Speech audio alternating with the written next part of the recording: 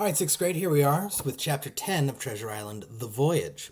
And Jim says he's not going to tell us a lot about the voyage because the voyage was relatively easy. But there are a few things he feels we, the audience, need to know. One, Mr. Arrow, the first mate, proves out to be a bit of a problem. He's even worse than the captain predicted. So not only is he too friendly with the men and therefore can't get him to really do anything, he shows up drunk a bunch of the time and keeps getting sent back down to his berth, which is like his cabin, to sleep in disgrace because he's drunk and can't do his duties. And eventually he falls overboard and is left for dead. And as such, one of the men, Job Anderson, gets promoted and he gets to act as first mate now. Mr. Arrow, we hardly knew ye. You were in the book for 2 chapters and now you're dead. Rough.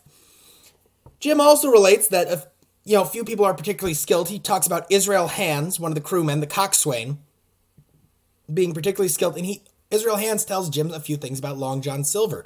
He says Long John Silver is really educated. He's a really smart guy. He can talk like he's a book if he wanted to. And everyone is sort of impressed with Long John Silver and the crew. They'll do what he says. He's a very charismatic guy. People like him.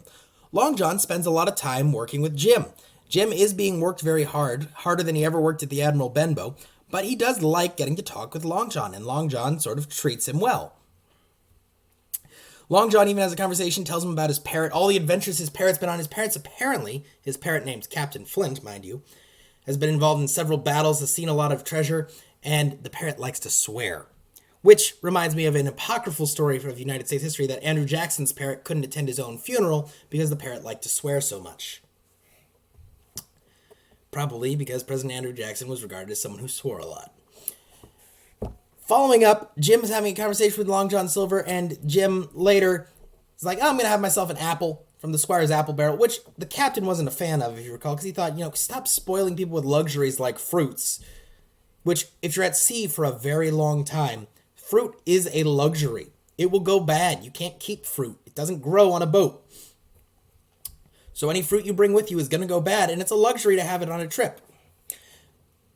The Squire also has proven useful in that he has some sailing skill, and that when things aren't bad, he'll take a watch and he'll be in charge of the ship for a little bit. But the chapter ends with Jim hiding in the apple barrel and Long John Silver's having a conversation, and Jim says he hears something that will affect everyone's lives and everything's going to be in terrible danger. So what do you think Jim's going to hear soon as he sits and listens from the apple barrel? Do you think his friendship with Long John Silver will last? What do you think happened with Mr. Arrow, who, one of the big mysteries of this chapter is, where does he keep getting this rum to get drunk? No one's giving it to him, and he won't tell us where he's getting it. Go ahead, leave your thoughts in the comments below, and I will see you in the next one, 6th grade.